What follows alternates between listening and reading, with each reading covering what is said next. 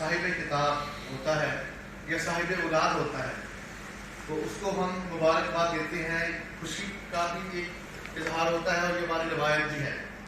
لیکن فی زمانہ کسی شاعر ادیب کا کتاب لکھنا اور کسی خاتون کا گھر میں بچہ پیدا کرنا ایک مشکل عمل ہے.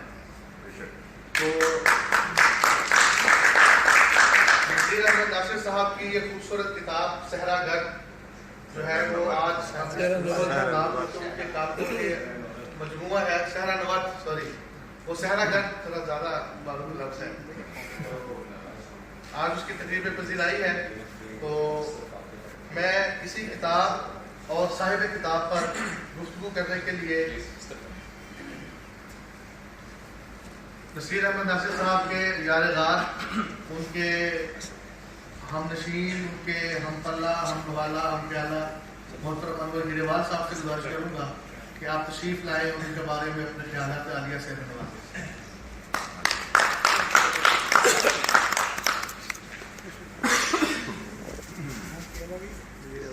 بسم اللہ الرحمن الرحیم. روک تو ہمارا ادھر تھا اور بھائیوں کو اٹھا کے انہوں نے تصویریں بنانے کے لیے وہاں بھیج دیے. چلے اب ذرا تم ترچھے ہو کے کھڑے ہو جاتے ہیں. بھائی کیا تھوڑی سی آواز کر دینا اس کی. تو شفقت صاحب جو ہے یہ اللہ تعالیٰ نے اس میں بامسلمہ بنایا ہے. کیا آواز آ رہی ہے؟ تو یہ شفقت فرماتے رہتے ہیں.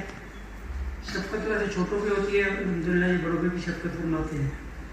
اور میرے لیے جو انہوں نے القابات جاری فرمائے ہیں کہ غار بھی ہے اور پھر ہم پیالہ والا بھی. پیالہ پتہ نہیں کون سا ہے. فیصل صاحب نے پوچھا کہ پیالہ کون سا، میں نے کہا یار شربت یا اس طرح کی پانیشانی کے پیالہ ہوگا اور کسی خاص پیالے کی طرف تمہارا رجحان نہیں ہے. تو بہرحال میں آپ سے پہلے معذرت کروں گا کہ اگر زبان پھسل جائے یا غوطہ کھا جائے، ویسے تو غوطہ بھی کھا لیتی ہے، تو اگر غوطہ کھا جائے تو آپ لوگوں نے کوئی اس میں ٹینشن نہیں لینی. یہ نہیں مجھے وہ آپ نے نہیں سمجھنا کہ یار یہ کیا بول رہا ہے کیا کر رہا ہے. میں اصل میں بندہ ہوں تھوڑا سا لکھ کے لانے والا، تو مجھے زبانی اگر بولنا پڑے تو میرے لیے کافی مشکل تھا. تو شفقت صاحب نے پچھلی سردیوں میں بھی اسی قسم کی تقریب سجانے کا اعلان کیا ہوا تھا تو رشیدیہ آڈیٹوریم میں. تو میں نے کچھ لکھ لیا جلدی. لکھتا میں آخری ٹائم میں ہوں، اگر چلنا ہوتا تو اس کو ٹوٹ کے لکھ لیا. تو وہ اس دن یہ ہوا کہ میں یہ اپنی بات بتاؤں آپ کو. تو یہ بھی ہے تو میرے لیے پریشانی والی بات کہ میں جب وہاں پہنچا اس دن سردیاں تھی، کوٹ شوٹ میں نے پہنا، اس کو میری اوپر باندھی. تو وہاں جب میں پہنچا تو روڈ بھی ٹوٹی ہوئی تھی، شیدے حال کے باہر نہیں تھا اور کوئی چیز بھی وہاں نظر نہیں آئی، ٹریفک وغیرہ یا باہر کوئی تھوڑا سا رش بھی نہیں دکھائی دیا. تو میں پریشان ہو گیا. میں نے کہا یار جگہ چینج کر لی کہاں گئی. تو پتہ چلا کہ شفقت صاحب سے پوچھا کہ جناب شفقت فرمائیں کہ بتائیں ہمیں صورتحال. تو اس دن ادبی ہمارے ادبی حلقوں کے ایک بہت بڑی شخصیت کا انتقال ہو گیا تھا. تو اس پروگرام کی اس کی وجہ سے یہ پروگرام ملتوی ہو گیا. وہ کاغذ میں نے رکھ دیا لا کے الماری میں، جس طرح عبادت ہوتی ہے اور الماری ہر 2-3 مہینے کے بعد یہ چیزیں ڈھونڈنی پڑتی ہیں کہ وہ کہاں ہیں کدھر ہیں. تو اتنا بن جاتا ہے اس کا حجم یا مطلب وہاں اندر ڈسٹرب ہوتی ہے، ہر چیز بے ترتیب ہو جاتی ہے. تو میری دوسری ایک عادت یہ ہے کہ میں ہر کام، زندگی کا ہر کام، شادی سے ہر کام بالکل آخری ٹائم پہ کیا میں نے. اور میرے بل جو آتا ہے بجلی کا وہ ٹیبل پہ پڑا ہوتا ہے اور میں روز دیکھتا ہوں اس کو، نیچے فائل کے نیچے رکھ دیتا ہوں یا گھر اٹھا کر رکھ دیتا ہوں. اور اکثر ہوتا ہے کہ آخری ڈیٹ گزر جاتی ہے، اگلے دن پھر جب میں دیکھتا ہوں ہو کل تھی، اور ہر روز دیکھتا بھی ہوں. یہ میری ایک خراب عادت ہے. جب میں آنے لگا تو ٹائم بھی ہو گیا تھا. میں نے کہا 6:30 کا ٹائم ہے، مغرب کے فوراً بعد تو پہنچنے چاہیے. تو میں جب وہاں سے نکلا، جب تبھی میں جلدی تیاری کر رہا تھا تو مہمان آ گئے اچانک، وہ فیملی. اب مجبوری تھی. اب میں وہ کاغذ ڈھونڈنے لگا تو اس کمرے میں جو مہمان فیملی تھی وہ خاتون بیٹھی تھی. اب میں نے کہا وہ پردہ کرتی ہیں میں نے اب اندر کہا جی پردہ سردہ کروائی, میں الماری کی حالت دیکھوں کچھ وہ کاغذ میں نے رکھا تھا پچھلے 4 مہینے پہلے ایک جگہ. ہوا یہ کہ اب تو میں ایڈیا اٹھا کے دیکھ رہا تھا اوپر نیچے خانوں میں, وہاں کہاں وہاں تو ہنگامہ مچا ہوا تھا, کاغذ نہیں ملا. اور وہ کہتے ہیں کہ اب گزارا کرنا پڑے گا مجھے ویسے کیسے. تو میں نے کہا اچھا ٹھیک ہے آج پھر دیکھا جائے گا جو ہوگا. اسی لیے میں نے ہوتا کھانے کی معذرت کر لی آپ سے. گفتگو شروع ہوگی انشاءاللہ رسید صاحب پر گفتگو کریں گے. کئی بفر ہے وہ کہہ رہے ویسے میں 2-3 منٹ ہی لوں گا, زیادہ پہلے نہیں میری سکت ہی نہیں ہے اتنی. تو نصیر صاحب نے کالم لکھے ہیں اور میں 1-2 دلچسپ چیزیں بھی آپ کو بتاؤں گا. ویسے تو میں یہ چاہ رہا تھا کہ مجھے کاغذ مل جاتا, میں لکھ لیتا سوچ کے کہ کیا تھا اس میں جو میں نے لکھا ہوا تھا. تو اس کا بھی ٹائم نہیں ملا مناسب, تو کچھ چیزیں رہ بھی جائیں گی.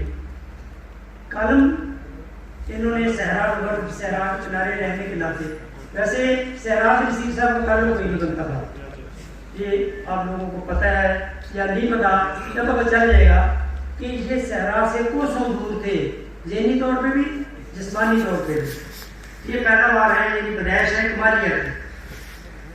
تو تقدیر انہیں اٹھا رہی ہے کہ والد صاحب جو تھے وہ یہاں آ گئے اور انہوں نے ادھر زمین وغیرہ خرید لی, اور اس کے بعد پھر یہ ادھر کی رہ گئی. بڑے فخر کرتے ہیں اسٹیج اسکول میں تعلیم حاصل کرنے کا, اور پھر باقی جہاں جہاں جن اداروں میں گئے ان اداروں کو فخر ہے کہ نصیر صاحب پڑھتے رہے ہیں ماشاء اللہ اس مقام پر پہنچ گئے, اور پہنچ رہے ہیں کہ اداروں کو بھی فخر ہوگا کہ یہاں نصیر صاحب رہے ہیں, پڑھتے رہے ہیں. تو یہاں کے اصل مسئلہ یہ ہے کہ آج ہماری محفل جو ہے تھی تو شام, لیکن شام باہر کی گرمی کا آپ کو پتہ ہے کیسے تھی, تو خشک سالی بھی ہو گئی اس گرمی سے. تو آپ اے سی بھی آج آپ نے بہتر طریقے سے چلائے, پتہ نہیں آپ نے کہا جلدی نکلے, یہ لوگ اتنا چکر کیا ہے, یہ چکر ہوا ہے, تو یہ محسوس ہو رہا تھا تھوڑی دیر پہلے. تو انہوں نے یہ جو پڑھتے ہیں کتاب سے ان کا جو تعلق ہے یا پڑھنے سے جو تعلق ہے, یہ انہیں وراثت میں ملا ہوا ہے. ان کے جو والد صاحب تھے ہمارے وہ بزرگ دوست تھے. بزرگ دوست ہی کہیں کہ یہ چھوٹا ہے وہ بڑے تھے, تو ہم درمیان میں آ گئے تو بزرگ دوست ہوئے ہمارے. تو وہ مطالعہ کا بے حد شوق رکھتے تھے.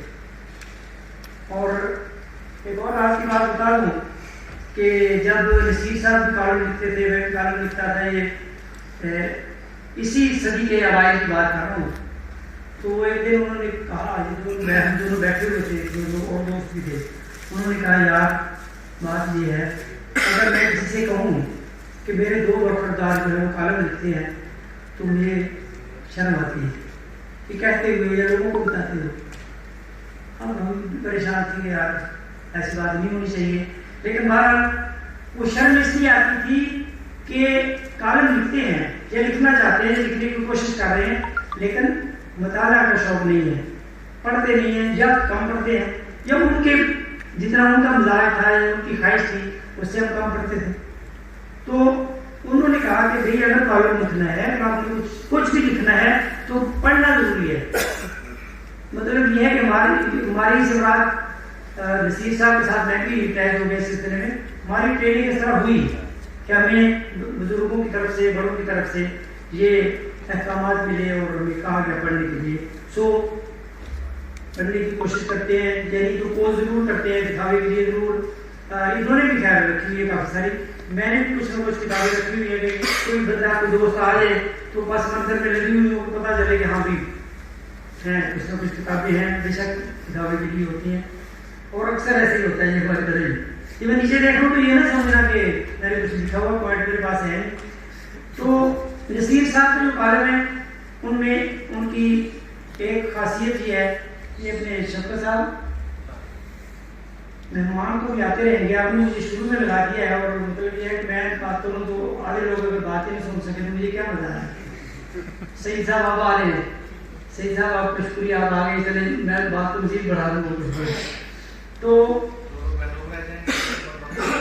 لوگ محروم رہ رہے ہیں, ہم مرحوم رہ رہے ہیں. اب صورت یہ ہوئی کہ نصیر صاحب کالم لکھتے ہیں یا انہوں نے لکھا, میں ایک دن سے بات بتاؤں کہ میں نصیر کو اپنا استاد ہی کہتا ہوں ایک معاملے میں، اگرچہ مجھ سے چھوٹا ہے. تو وہ یہ ہوا کہ میں کالم لکھتا تھا تو میں اس سے پہلے ایک جگہ پر رف عمل کرتا تھا. یہ 20 سال پہلے کی بات ہے. رف لکھتا تھا، پھر میں اسے کاغذ پہ نیٹ کرتا تھا، پھر میں اسے ڈاک میں ڈالتا تھا، یا بعد ازام فیکس کا زمانہ آ گیا تو یہ سلسلہ چلتا رہا. انہیں میں نے دیکھا ایک دن کاغذ پینسل گپ شپ بھی ہو رہی تھی، دوست بیٹھے چیز کر رہے تھے. میں نے کہا یار یہ کیا کام کر رہا ہے، اپنی حساب کتاب کر رہا ہے اپنے بزنس کا. تو بعد میں پتا چلا نہیں انہوں نے کالم لکھ دی ہے. میں نے کہا یار یہ طریقہ تو بڑا آسان ہے، مطلب میں ایسی ٹینشن لیتا ہوں رب لکھو پھر نیٹ کرو پھر ترتیب بناؤ بنا کچھ نہیں. میں نے کہا یار یہ اچھا ہے. تو میں آپ سب لوگوں کے سامنے اعتراف کرتا ہوں کہ نصیر صاحب کو میں اس معاملے میں شاگرد سمجھیں یا مقلد سمجھیں یا ان کے میں پیروکار سمجھیں کہ میں نے اس دن کے بعد رف عمل نہیں کیا، ڈائریکٹ ہی کالم لکھا ہے. اب تو کیونکہ زمانہ ہی اس کا آگے کمپوزنگ کا، اب تو وہ سلسلہ ہے. اور نصیر صاحب نے کمپوزنگ ابھی تک کسی کی یہ بھی بتا دوں، یہ ابھی تک خود رف عمل کرتے ہیں اور کسی کے کھاتے میں ڈال دیتے چلو کرو کمپوز. تو یہ سلسلہ چل رہا ہے. اللہ تعالیٰ نے یہ سہولت دی ہوئی یا یہ نہیں دی ہوئی تو ان کی وہ چل رہی ہے. انہوں نے جو کالم لکھے ان میں 2-3 عنصر جو ہیں وہ بالکل واضح آپ کو کتاب میں نظر آئیں گے. ایک یہ ہے مذہب.